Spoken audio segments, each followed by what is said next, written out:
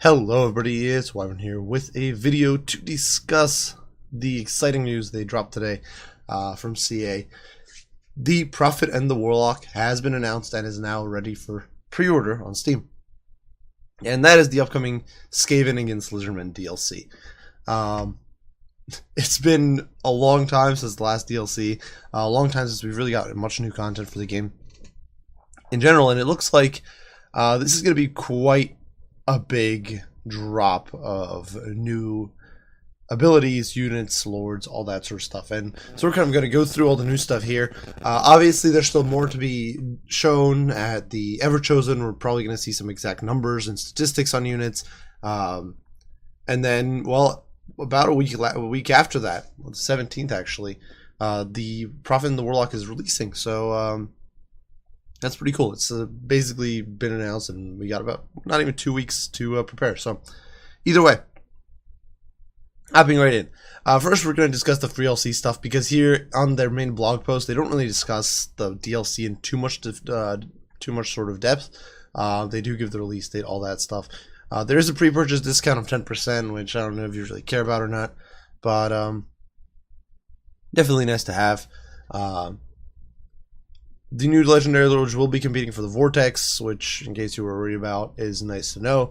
And, of course, available in both Vortex and Mortal Empires. And going through, this is probably the most important part here on their blog post, is what's the free DLC content that's going to be coming up. So it's a Doomsayers update, and this is going to be coming in for all players. Obviously, we're going to be getting an overhaul for Brettonia, but for the Skaven, they are now getting an Under Empire mechanic. So much like the Pirate Coves for Vampire Coast, the Skaven are going to be allowed to build hidden alcoves or settlements or mini settlements behind any enemy cities on the map, including normal both coastal cities, as far as I can tell, as well as normal landlocked cities. So potentially you can really expand in a very sneaky, verminous manner as the Skaven. I don't know if these settlements will be costing food or anything. We'll see how exactly it pans out. But definitely it's going to be hopefully pretty potent. That said, it does appear that you can spawn them. Unlike the Vampire Coves, which you can't really get rid of. But as it says here, with each addition to the tunnels and warrens, the risk of being spotted grows up even ever greater. I don't know if this means like upgrading the undercity in an area, or if it means building too many undercities increases the chance of them being spotted. I'm not entirely sure what it means, but they can be destroyed. So that's something to watch out for. Definitely an interesting mechanic. We'll see if they make the coves for Vampire Coast also destructible, but still very, very cool to see this being added for the Skaven. Besides that, for the Lizardmen, they're not getting a conventional Legendary Lord, which I know might disappoint some. Kind of disappoints me a little bit. Instead, they're getting Lord Kroak as a quest chain Legendary Lord. So now you can complete a quest chain and get Lord Kroak, which is, kind of cool. He's supposedly a really good caster. On the tabletop, I do believe he only had one spell. So we'll see how exactly that translates, or how they're going to make him work in this game, but definitely going to be cool to see. That said, definitely a little disappointing that we're not getting a new Legendary Lord with their own unique start and all that sort of thing with the free LC. But hey, we can keep holding out. Hopefully we do get Kroak or one of the others at a later point of the development cycle. As for the Brettonia rework, well, Bretonia is now going to have a vow system where characters can vow or pledge themselves to a certain task, and then they receive a trait based on the conditions of the task, which is definitely very cool, definitely very Brettonia-esque. And you can get more vows once you complete a vow. And yeah, it guarantees you nice little benefits and improvements. Brettonia is also getting new technologies, a new Trident of Manad for Alberic. We'll see if this finally makes him decent, or if it's just going to be a cosmetic change where he finally uses a trident and not a sword. A new Confederation dilemma. All Bretonnian lords are going to start the game mounted in campaign by default. Not the most important change, but definitely nice and nifty to have your lord be mounted instead of stuck on foot early on. free peasant mobs when you're not exceeding the peasant economy cap. That's kind of funny, but I'm not sure how useful this will be in practice. Improved Bretonnian garrisons. This is pretty significant, given that Bretonnian garrisons are currently pure garbage. Increased turn duration for the Green Knight, which is important. Green Knight is definitely pretty lackluster at the moment as far as campaign goes. And then unlimited Green Knight uses when you reach level 5 of the chivalry bar. So that's definitely very cool. Finally being able to just use the Green Knight consistently, having his presence on the battlefield is going to be very awesome. Instead of just being limited, which we currently are. And it's actually kind of disheartening, the fact that you basically don't get much use out of the Green Knight in campaign. You might use him like once or twice, and it's just not a useful mechanic. So onto the Steampage, and this is where the magic happens. The Prophet and the Warlock, the DLC, there's a lot to discuss here, a lot to unpackage. It's about Ikit versus Tehanoin. Tehanoin is the Prophet of Sotek. Ikit Claw, of course, the chief warlock engineer of Clan Scryer. And based on what based on the information you got here, there's going to be quite a lot of cool stuff coming with these guys. Now, Ikit is bound to Clan Scryer, so that does mean that while here it says he commandeers the Star Tower, this is most likely in the Vortex campaign, whereas I expect that in Mortal Empires to actually be starting with Clan Scryer in Skaven Blight, which is going to be pretty cool. Getting that Skaven Blight start should be pretty awesome, because right now that gives us just another very different start point for the Skaven, because Skaven already have quite a few different. You've got one in Lustria with a Kroak, you've got Tretch and Nagaron, you got Quake down in the south, in the Southlands, and now you're going to have good old Scryer, hopefully, in the Skaven Blight, unless they decide to change that. That said,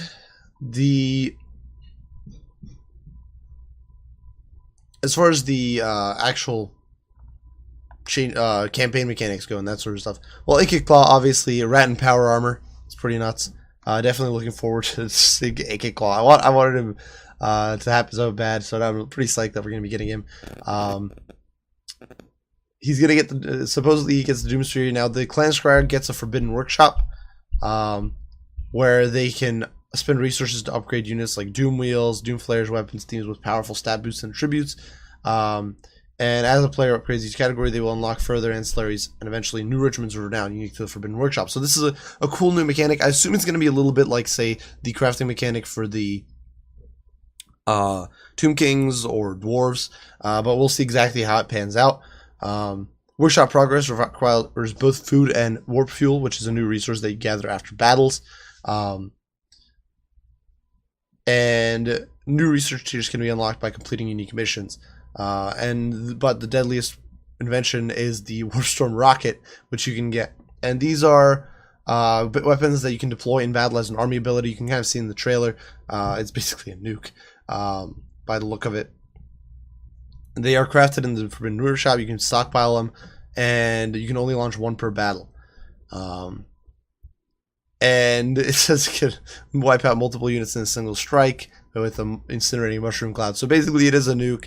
Should be a lot of fun, and you can definitely see it in the. You can see the launch there, coming down on the poor Lizardmen and just annihilating everything in its path. Besides that, Doomsphere. So the Doomsayers is capable of completely destroying a settlement that it's built below, which is pretty insane. This is actually really nifty for Skaven. So it's Skaven, the thing is, you don't really care about keeping a settlement at the level you want it. You have to pay food no matter what to level it up, or you're stuck with it at tier 1. So, for example, if you don't want to siege Karazak because it's too much work, maybe you could build a Doomsphere underneath it and completely level the Dwarven city, and that's pretty awesome. Being able to just do that and get control of a settlement like that. Besides that, also we're getting unique lords added. The Warlock Master coming in for the Skaven has Lore of Ruin. Basically, you can mount him on a Doom Flare, Doom Wheel, and he grants bonuses. He's mostly focused on buffing your weapons teams. So pretty cool to have. We'll definitely see how it pans out in, say, multiplayer to have this new Lord choice. Obviously, Kroak is still pretty domineering, but with a new caster choice with Ikit Claw, who's probably going to have some good armor, I would assume, because he is power armored.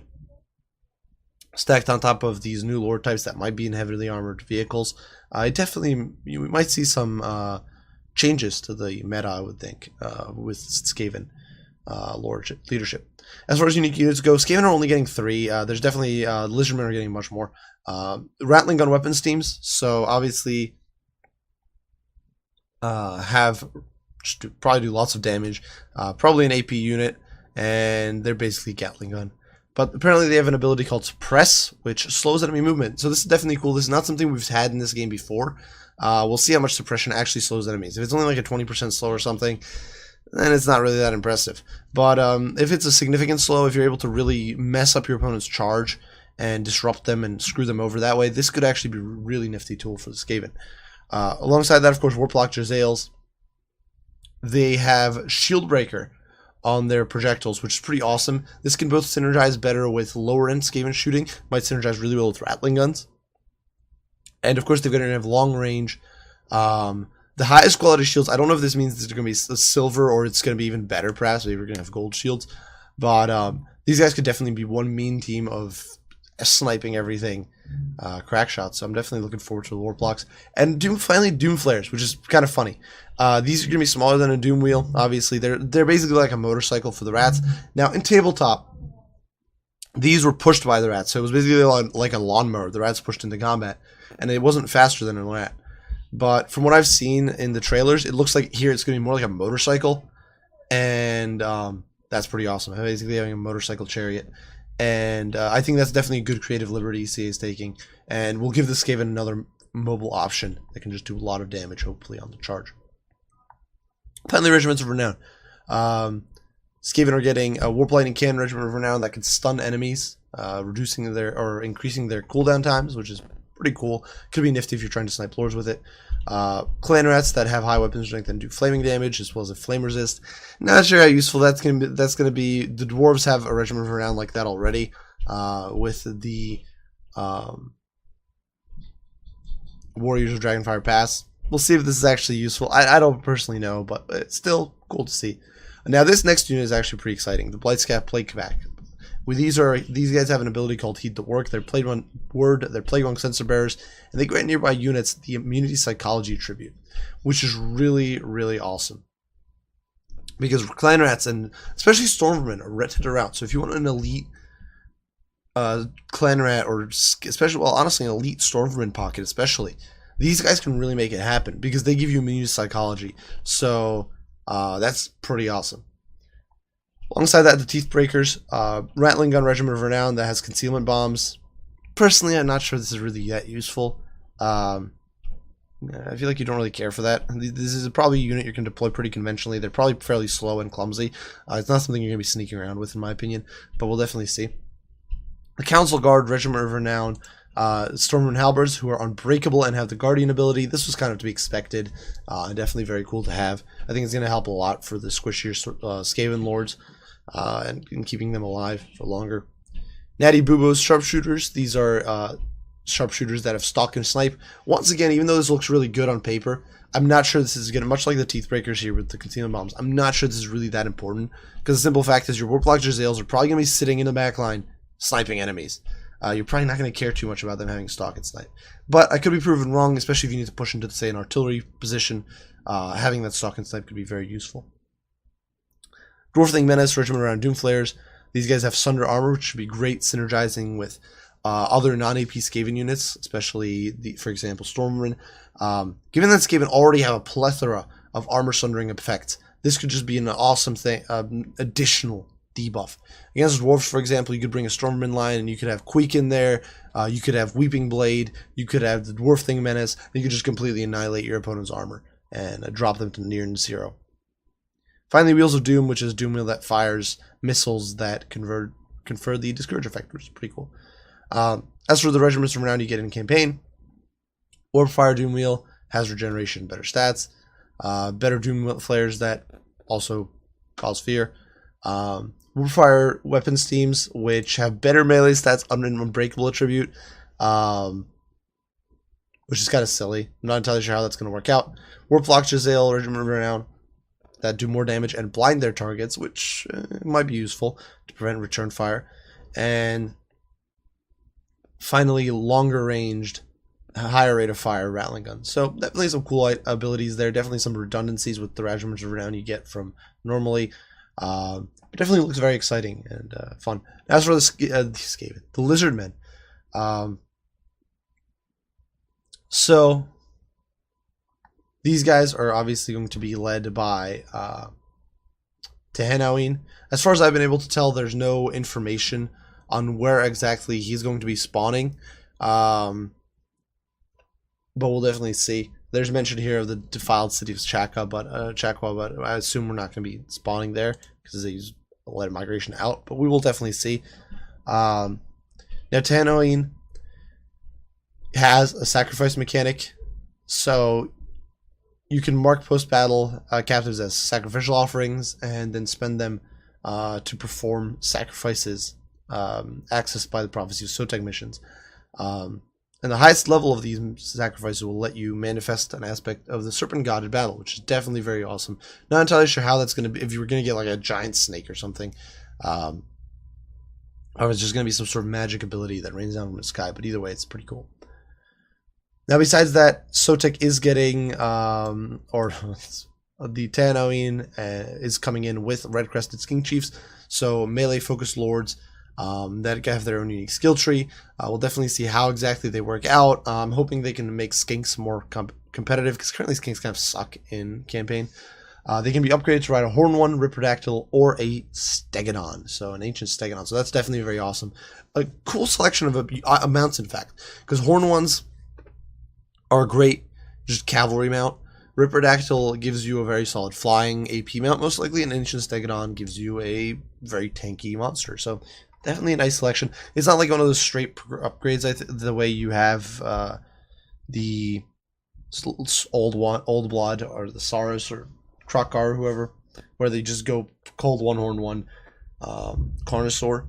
So I actually think that's nice to see that there's going to be some opportunity here to do different things depending on what map you choose. Then, as for the new battlefield units, well, Red Crested Skinks are coming in. These guys are skinks with great weapons. So this is awesome. This could completely, in my opinion, shake up the damned dwarf meta. Because right now, dwarves are basically OP against the Lizardmen. It's incredibly difficult for Lizardmen to crack dwarf formations. Having this sort of fast AP unit could completely shake things up, could really help. Because right now, skinks, you basically just throw them at dwarves and hope that they tie them down and buy you time. You're not looking for your skinks to win. But now, with a high mobility AP unit, obviously depends a little bit on cost. You can have something that's supporting your Saurus, that's supporting your Temple Guard by being really mobile, getting in the back lines, disrupting the flanks, and really doing a lot of hurt on whatever they get their paws on. Besides that, Salamander Hunting Pact, so we kind of expected these. Surprisingly, no Razordons, and this is kind of a little disappointing. I was hoping for some AP ranged missiles. So we're not getting those.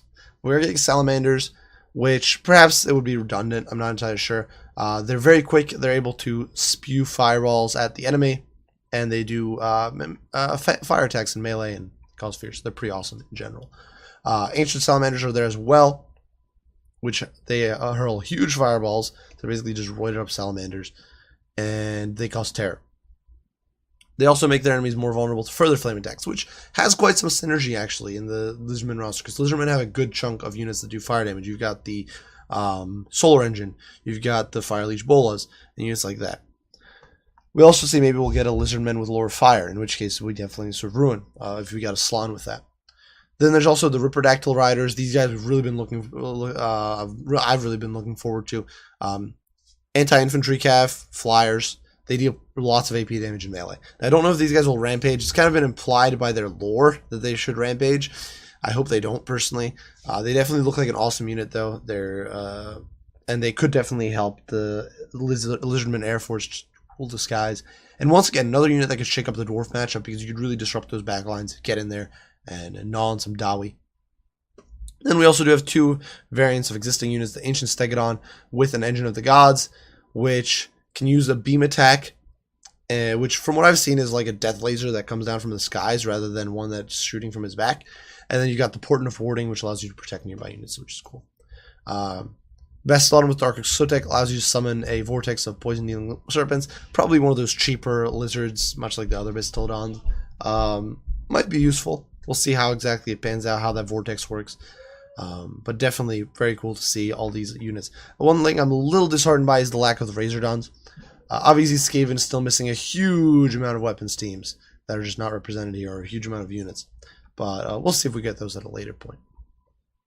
Now, as for Regiments of Renown, for the lizards, the Thunderous one, which is an ancient Stegodon, which can shoot down lightning into units, which I assume is going to be like Thunderbolt or something bound. Then we do have Temple Guard with Expert Charge Defense, Magic Attacks, and Guardian. This was also basically just waiting to see it happen. Definitely cool to have more magic attacks sources for the Lizardmen, because currently they really have issues with getting magic damage on the field against factions that have physical resistance. This is an issue. Besides that, Expert Charge Defense and Guardian is definitely very nice. Ripperdactyls are in there. They've got Expert Monster Fighters. These guys have bonus versus large. I'm not sure how useful that'll be. Lizardmen don't have the biggest issues with large. They've got a lot of issues with other things. So I'm not sure how useful that's going to be. But hey, maybe it'll be cool. Maybe it'll be nifty. Maybe it'll help you control the skies against some factions. Then we do have the Hopek cohort here. Spear Riders who have Vanguard Deploy, Immune to Psychology, and don't have Primal Instincts. So this is definitely going to be very awesome. You can deploy these guys with your Chameleon Skinks, sort of like the Zintler's Reichsguard. You can Vanguard deploy them with your Outriders and Pistoliers, and then use them to ambush your opponent if they try to shut you down. So that could definitely be pretty cool. Legion of Shaka, which is a legendary Star Spear unit, gives you missile resist nearby units. Definitely nifty. Regiment of Renown, Salamander Hunting Pack, the Umbral Tide. These guys have Stalk and Perfect Vigor. Perfect Vigor, an amazing trait, so definitely could be useful. Now, I don't know if Salamanders are going to be useful. If Salamanders aren't great, this might not be useful. But we'll definitely see. We do have the cohort of Sotek here, which are Red-Crested Skink Regiment of Renown. These are grizzled veterans. They've got the Unbreakable trait, which is pretty nuts. And have the Refuse to Die ability, which temporarily halts their hit point loss in battle. So if you trigger this at a critical time, depending on how long it lasts, this could be an incredibly powerful ability. I could see it having a huge impact on swinging a battle that they might be involved in. Finally, Regiment of Renowned Pterodons, who have physical resist because of dodge, and they drop armor sundering rocks, which it's nice, I suppose. Not a big fan of Pterodons to begin with, so I don't really see the use of these guys too much, but hey, cool to have another regiment now. So that is it, guys. Quite a lot of stuff to cover. We can see the beautiful pictures here. See the handsome Ikit Claw, the very best lord ever. You can see the Arch Warlock there riding along on Doomflare. Like I said, it looks more like a motorcycle here. In the tabletop game, I'm pretty sure it's more like a lawnmower. Basically, the Skaven pushing it along, kind of trundling into the enemy, and now here it's not, which is definitely very awesome. That's going to be like a mini chariot. Red-Crested Skinks looking absolutely awesome. They've got their stone shields there. They're definitely looking very cool, the Ripperdactyls up in the skies. And you can see here there's more of them with great weapons. This is most likely the Lord variant with the shield and the sacrificial knife there, unless this is Tanhoing. Maybe it's Tanhoing, actually. Because... yeah, I think this is actually Tanhoing. It's a little hard to tell because he's not that unique appearance-wise. He's just very swole. He's a very muscular dude. But with the sacrificial knife, I would almost expect this to be Tanhoing. And then we got some more Red-Crested Skinks back here with their great weapons, ready to clobber some rats. And finally here, we got the remains of a nuke. And we do see some salamanders. You can see that guy nomming on a rat as the Doomflares come screaming in alongside the Doom Wheel. So definitely some cool stuff to be seen.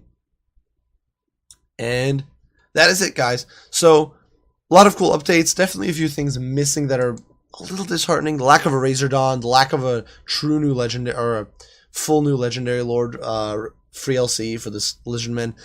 Those are a few small things. Skaven obviously still missing a lot of their units. But by and large, I think this is an awesome DLC. I actually think the amount of content in this DLC is ridiculous. I think it's a huge amount. Definitely looking forward to getting my hands on it and getting to play. I'm so hyped for it. You guys don't even know. I want my rats. I've been since Warhammer 2 was released, I've been psyched for Scryer weaponry, and I was so disappointed when the trailer dropped for Warhammer 2, or when the info dropped for Warhammer 2, and we found out that none of the Scryer weaponry really was, or the Warplock Jezzails and the Rattling Guns are hitting the field. I was so disappointed, and so finally having it here, finally having a kit and all that is going to be so awesome. I'm absolutely hyped. Can't wait. You guys don't even know. As for the rest of it, well, yeah, the Lizardmen are actually getting a boatload of stuff too, and it's really awesome. The Bretonnian change is definitely looking really good, as is the Undercity implementation. So yeah, I do hope you guys enjoyed the video. Hope you found this informative, maybe a little entertaining. Listening to me fanboy over Skaven, but I do hope you guys enjoyed. Hope you found it informative. Definitely be sure to check it out. I'll be leaving a link to the DLC down below. I'll be also leaving a link to the blog post in case you're looking for the FAQ, any of that sort of stuff. Be sure to check it out. It's a lot of cool stuff coming in, and I'm definitely excited to see what comes and what more info we get in the days to come. If you have your own comments, your own critiques, if I missed anything, be sure to let me know down in the comments below. I'd love to hear your guys' input. Love to hear what you guys think. And that is it. Thank you all for watching, and I'll see you all in the next one. Bye for now.